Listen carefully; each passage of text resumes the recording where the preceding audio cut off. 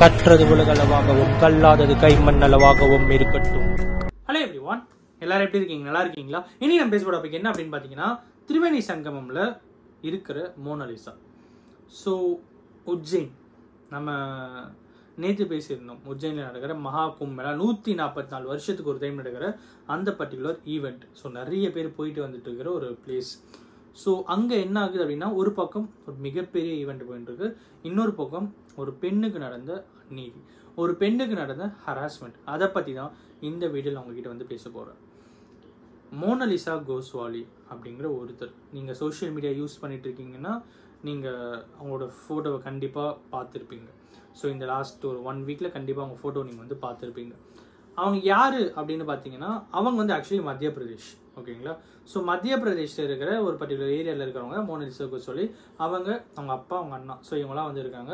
So அவங்களுடைய sale என்ன product sale பண்ணுறாங்கன்னா, இந்த ருத்ராட்சம் மாலைலாம் இருக்குல்ல, ஸோ அதை வந்து சேல் பண்ணுற ஒரு பர்சன்ஸ் அந்த பிஸ்னஸ் பண்ணிட்டு இருக்காங்க. ஸோ அவங்க வந்து ஒரு கொஞ்சம் அமௌண்ட்டு கடன் வாங்கி அந்த ருத்ராட்சம்லாம் ரெடி பண்ணிக்கிட்டு வாங்கிக்கிட்டு மத்திய பிரதேஷ்லேருந்து உத்தரப்பிரதேஷ் வராங்க. கிட்டத்தட்ட ஒரு 1000 கிலோமீட்டர் ட்ராவல் பண்ணி வராங்க. எதுக்காக? நீங்கள் அவ்வளோ பேர் வருவாங்க. ஸோ இப்போ நம்ம போயிட்டுலாம் விற்றோன்னா நமக்கு ஒரு நல்ல ப்ராஃபிட் கிடைக்கும். ஸோ அதை வச்சு நம்ம லைஃப் கொஞ்சம் அடுத்தடுத்து நமக்கு கொஞ்சம் சேவ் பண்ணுறது கொஞ்சம் கரெக்டாக இருக்கும் அப்படின்னு சொல்லி அவங்க அங்கே வராங்க. ஸோ வரும்போது அப்பா, அண்ணா, மோனாலிசா கோஸ்வாலி, ஸோ இவங்க 3 பேருமே வந்து வராங்க. ஸோ இவங்க வந்த அப்புறம் என்ன ஆகுது அப்படின்னு பார்த்தீங்கன்னா, இவங்களுடைய ஆஸ் யூஷுவல் பிஸ்னஸ் ஸ்டார்ட் பண்ணுறாங்க. யாரோ ஒருத்தர் என்ன பண்ணுறாங்கன்னா, அந்த பர்டிகுலர் பெண்ணுடைய ஃபோட்டோவை போஸ்ட் பண்ணுறாங்க சோஷியல் மீடியாவில். இவங்களுக்கு ஈக்குவல் யாருமே இல்லை, ட்ரெண்டிங்கில் இருக்கிற ரொம்ப ரொம்ப பியூட்டிஃபுல்லான ஒரு பர்சன் அப்படின்ற மாதிரி, மோனாலிசா இன் ரியல் லைஃப் அப்படிங்கிற மாதிரி ஏகப்பட்ட ஹேஷ்டேக்ஸ் அவங்கள வந்து ட்ரெண்ட் பண்ணி விட்டுறாங்க. ஹாட் டாபிக் ஆகிடுறாங்க. நீங்கள் ஜஸ்ட் கூகுளில் போயிட்டு இப்போ சர்ச் பண்ணால் கூட அவங்களுடைய பேர் வரும், அவங்களுடைய ஃபோட்டோ வரும். ஸோ அந்த அளவுக்கு ட்ரெண்ட் பண்ணாங்க. பட் இதை பற்றி எதுவுமே தெரியாத ஒரு பர்சன் தான் அந்த பர்டிகுலர் பெண், ஓகேங்களா? ஸோ அவங்களுக்கு இவ்வளோ பெரிய ஃபேமஸ் ஆகிட்டோம், இவ்வளோ பெரிய ட்ரெண்ட் ஆகிட்டோம் அப்படிங்கிற எந்த ஒரு ஐடியாவுமே இல்லை, எந்த ஒரு நாலேஜுமே அதை பற்றி அவங்களுக்கு இல்லை. ஆஸ் யூஷுவல் டே மாதிரி அவங்க வந்து ஸ்பெண்ட் பண்ணிட்டு இருக்காங்க.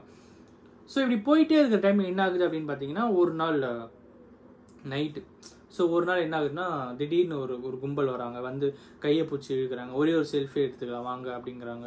ஸோ இன்னொரு பக்கம் வந்து ரொம்ப எல்லாருமே வந்து கை பிடிச்சி செல்ஃபி எடுத்துக்கலாம் வாங்கன்னு சொல்லிட்டு ஒரு பக்கம் நிறைய பக்கம் அவங்க பண்ணும்போது அவங்க ரொம்பவே வந்து டார்ச்சருக்கு அனுப்பிக்கும் போது அவங்க அப்பா, அவங்க அண்ணா என்ன பண்ணுறாங்கன்னா, உன்னாலே இந்த ருத்ராட்சம் இப்போ சேல் பண்ண முடியாது, இப்போ உனக்கு இங்கே இருக்கிற சுச்சுவேஷன் சரியில்லை, நீ டென்ட்லேயே இரு, நாங்கள் 2 பேர் போயிட்டு சேல் பண்ணிட்டோம் அப்படின்னு சொல்லிட்டு அவங்க போயிடுறாங்க. நைட்டு அவங்க தூங்குற டைமில் ஒரு 9 பேர் தூங்கிட்டு இருக்கும்போது டக்குன்னு போயிட்டு எழுப்பி, வா எழுந்து வா, ஒரு செல்ஃபி எடுக்கலாம் அப்படின்னு சொன்னால் எப்படி இருக்கும்? So literally it has happen, அவங்களே சொல்லியிருக்காங்க. ஸோ அவங்க தூங்கும் போது அவங்களை எழுப்பி கையை பிடிச்சி இழுத்து செல்ஃபி எடுத்துக்கலாம் வா அப்படின்னு சொல்லி, உங்கள் அப்பா தான் அமிச்சாரு, எனக்கு தெரியாது, உங்கள் அப்பா தான் அவங்ககிட்ட போய் செல்ஃபி எடுத்துக்க சொன்னால் அதனால வந்தேன் அப்படின்னு. என்னது எங்கள் அப்பா அமிச்சாரு அவங்ககிட்ட போய் செல்ஃபி எடுத்துங்க, எனக்கு அதெல்லாம் ஓகே இல்லை, எனக்கு அதெல்லாம் பிடிக்கல, வேணான்னு சொல்லிட்டு இவங்க ஒரு பக்கம் சொல்லிட்டு இருக்காங்க. பட் அவங்க கேட்குற மாதிரியே இல்லை, ஒரு மிகப்பெரிய இஷ்யூ வந்து கிரியேட் ஆகுது. ஸோ அந்த டைமில் அவங்களுடைய அண்ணாவும் அவங்களுடைய அப்பாவும் அவங்க வந்துட்டு யாரா நீங்கள் என்னடா பண்ணுறீங்க அப்படிங்கும்போது, ஒருத்தர் இதெல்லாம் வந்து ஃபோட்டோ வீடியோலாம் எடுக்கும்போது அவங்க ஃபோன் கூட எது இதெல்லாம் எடுக்குது அப்படின்னு கேட்கும்போது அவங்க அண்ணனை போட்டு ஒருத்தன் அடிச்சிடறான். ஸோ இதெல்லாம் நடக்குது. அதுக்கப்புறம் இவங்க என்ன பிளான் பண்ணுறாங்கன்னா, சரி ஓகே, நீ இங்கே இருந்தேன்னா சரிப்பட்டு வராது, நம்ம இதெல்லாம் சேல் பண்ணோம், ஆல்ரெடி இதெல்லாம் கடனில் வாங்கி வந்திருக்கோம், ஒரு பக்கம் சேல் பண்ணி இந்த கடன் அடிக்கணும், இன்னொரு பக்கம் வந்து அது சின்னதாச்சும் ப்ராஃபிட் இருந்தால் அது கொஞ்சம் இல்லை ஃபேமிலிக்கு யூஸ் ஆகும் தான் நம்ம ட்ரை பண்ணோம். பட் இது ரொம்ப ரிஸ்க்காக இருக்குது, வேண்டாம், நீ இங்கேருந்து கிளம்பிடு அப்படின்னு சொல்லி அவங்க பாட்டி இருக்கிற மத்திய பிரதேஷ்க்கு அனுப்பிடுறாங்க. ஸோ அவங்க இப்போ ஐ திங்க் அவங்க ட்ராவல் பண்ணிகிட்டு இருப்பாங்கன்னு நினைக்கிறேன். மத்திய பிரதேஷ்க்கு யூபிலேருந்து எம்பிக்கு வந்து அவங்க ட்ராவல் பண்ணிகிட்டு இருக்காங்க. ஸோ யோசிச்சு பாருங்கள், ஒரு பெண் அவங்க வந்து அவங்கள ட்ரெண்ட் ஆகணும்னு சொல்லி யாரும் கேட்கல, அவங்களும் கேட்கல, அவங்கள ஒருத்தர் ட்ரெண்ட் பண்ணி விடுறாங்க. அதுக்கப்புறம் அதை நோக்கி வர விஷயங்கள் எல்லாத்தையுமே அவங்க ஃபேஸ் பண்ணுறதுக்கு அவங்களுக்கு தெரியல. எப்படி அவங்க ஒருத்தர் வந்து செல்ஃபி எடுக்கணும் அப்படின்னா அதை எப்படி அப்ரோச் பண்ணணும், அவங்களுக்கு அது இன்ட்ரெஸ்ட் இல்லை அப்படின்னும் போது சரி ஓகே அப்படின்ட்டு விட்டு போகிறது தான் அழகு. அதெல்லாம் தாண்டி கையை பிடிச்சிட்டு செல்ஃபி எடுக்கலாம் வா அப்படிங்கிறது, இதெல்லாம் இந்த ஒரு பிக்கஸ்ட் ஈவெண்ட் இந்தியாவில் நடந்துட்டுருக்கு. உலகமே திரும்பி பார்க்குற அளவுக்கு ஒரு ஈவெண்ட் இந்தியாவில் நடந்துட்டுருக்கு. இந்த டைமில் இந்த மாதிரி ஹராஸ்மெண்ட்ஸ் அப்படிங்கிறது தான் வந்து வருத்தமான ஒரு விஷயமா இருக்குது. அந்த பெண்ணுடைய ஐடியாலஜி எல்லாமே வந்து இப்போ அவங்க ஊருக்கு போனால் கூட அங்கே அவங்களுக்கு எந்த மாதிரியான விஷயம் இருக்கும் அப்படின்றது அங்கேயும் சோஷியல் மீடியா இருக்கும், எல்லா விஷயங்களும் அங்கேயுமே இருக்குது அப்படின்னும் போது அங்கேயும் பார்த்துருப்பாங்கல்ல. ஸோ இது மாதிரி ஒரு பர்சன் தான் இங்கே தானே இருந்தாங்க, நம்ம ஏரியா தானே, இந்த பக்கத்து ஏரியா தானே சொல்லிட்டு அவங்களுக்கும் கண்டிப்பாக இது தெரியும் போது இதை அவங்க எப்படி ஃபேஸ் பண்ணுவாங்க அப்படிங்கிறத நம்ம எப்படி பேசுறது இல்லை. பிகாஸ் அவங்களுடைய இன்டென்ஷன் எல்லாமே வந்து அவங்களுடைய ஃபேமிலி நல்லா பார்த்துக்கணும் அப்படிங்கிறது தான். இது நடுவில் ஒரு இன்டர்வியூ வேறு நடந்தது. அந்த இன்டர்வியூவில் வந்து கேட்குறாங்க அவங்ககிட்ட என்ன மாதிரி கொஸ்டின் பார்த்தீங்கன்னா, உங்கள் ஊர் எங்கே இருக்குது, நீங்கள் எந்த ஊர், எங்கேருந்து வரீங்க, இவங்க வந்து மத்திய பிரதேஷ் எங்கே அப்படின்னு கேட்குறாங்க. அதை கேட்டு நீங்கள் என்ன பண்ண போகிறீங்க. ரெண்டாவது என்ன அப்படின்னு பார்த்தா, நீங்கள் யாருன்னா லவ் பண்ணுறீங்களா, இங்கே வந்துட்டு போகிறவங்களுக்கு யாருன்னா பிடிச்சிருக்குன்னா சொல்லுங்கள், போயிட்டு பேசலாம்.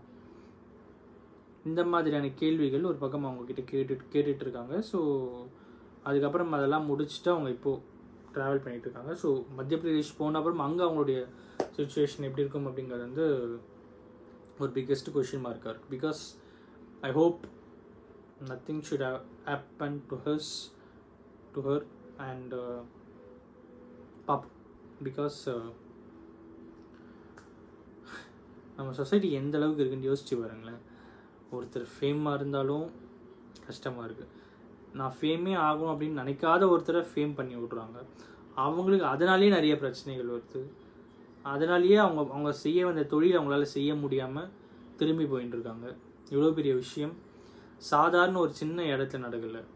ஒரு 44 கோடி பேர் வருவாங்க அப்படின்ட்டு அப்ராக்சிமேட்டாக கணக்கு வச்ச 7000 கோடி பட்ஜெட் இதுக்குன்னே உருவாக்கி ஒரு 144 வருஷத்துக்கு ஒரு டைம் நடக்கிற ஒரு ஈவெண்ட்டில் அந்த பெண்ணுக்கு இந்த மாதிரி நடந்திருக்கு அப்படிங்கிறது வந்து இஸ் டோட்டலி அன்அக்செப்டபிள் அப்படின்னே சொல்லலாம். அண்ட் ஐ ஹோப் இந்த விஷயம் அவங்களுடைய லைஃப்பில் எந்த விஷயமும் அவங்களுக்கு பாதிக்காமல் அவங்களோட லைஃப் ஸ்மூத் ரன்னிங்காக இருக்கும் அப்படிங்கிற ஒரு விஷயத்தை நம்ம வந்து வேண்டிக்கிட்டு இந்த வீடியோ முடிக்கணும் அப்படின்னு நினைக்கிறேன்.